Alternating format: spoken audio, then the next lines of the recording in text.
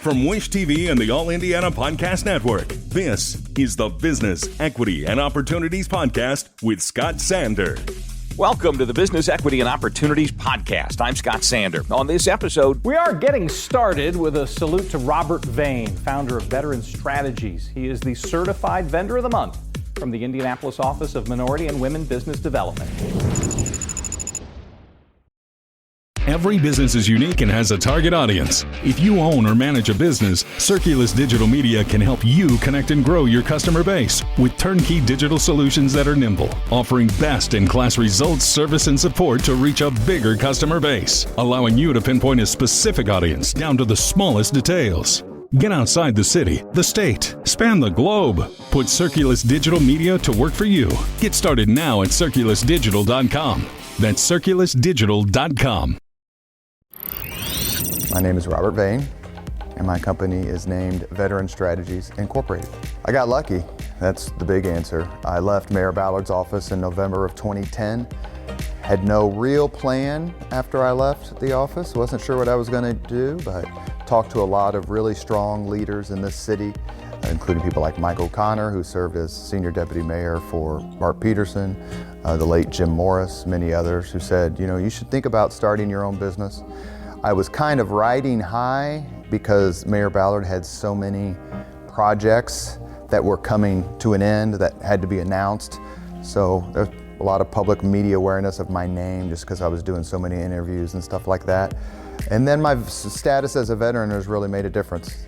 It's quite clear I get hired sometimes just because I have a veteran business. We do public relations. We step in and defend people when they think they're being mistreated in the public sphere. We do a lot of branding, marketing. I do a lot of writing. We do public relations, media relations for large projects. Currently, Veteran Strategies is doing the PR and the communications and community outreach for the Signia Hotel, the big project downtown. And we also did it for the Community Justice Campus.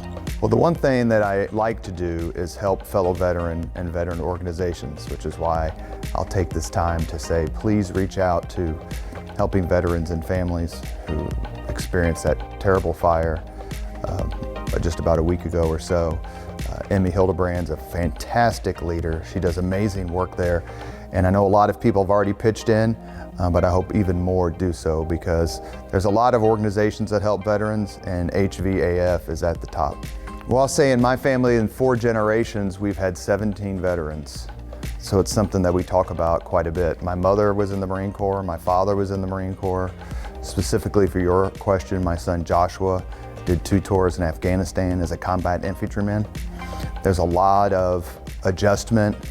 There's a lot of having to motivate yourself because you're used to being motivated, without being too harsh. The governmental departments that are tasked with the health and welfare of veterans, especially those who are injured mentally or physically and emotionally, can be lacking. So it can be pretty tough. My son had to get out of the Army because he had injured his back and was without work for a long time. If you have combat experiences to draw from in your memory, the idleness can't be helpful.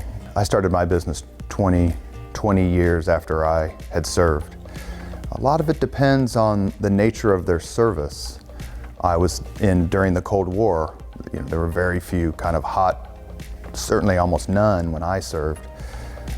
But I have a lot of respect and admiration for the kid, including my son, who volunteered for the military after 9/11. You have a big sense of where you're going.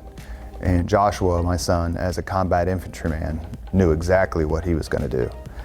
And that's something that can't be duplicated in the civilian world, that closeness.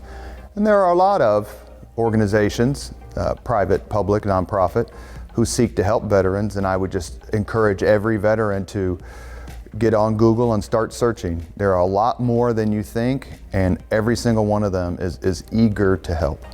It's the kind of thing that you sit in the audience and you look at other people getting and you're happy for them. as equally happy as you can for us, for yourself. My business partner, Jenny Dexter, is a huge component of this. And so it's very kind. And, I have a saying that it always pays to be nice to someone. Maybe not immediately, but it does. And the fact that I've been recognized by such a good team in Mayor Hogsett's office means a lot, and I am grateful.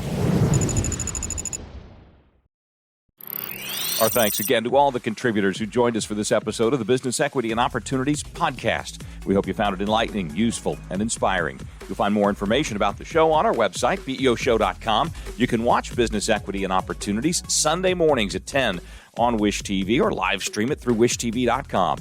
Each week we provide 7 full segments with topics ranging from how to get started and how to access capital to the day-to-day running of your business and questions about accounting and bookkeeping. We feature business news and trends and always share a success story from one of our contributors.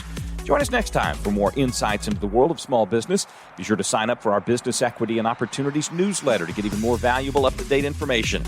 And if you have any questions or you'd like to be part of our show, please email us. The address is beo@wishtv.com. We'd love to hear from you. I'm Scott Sander. Thanks for listening.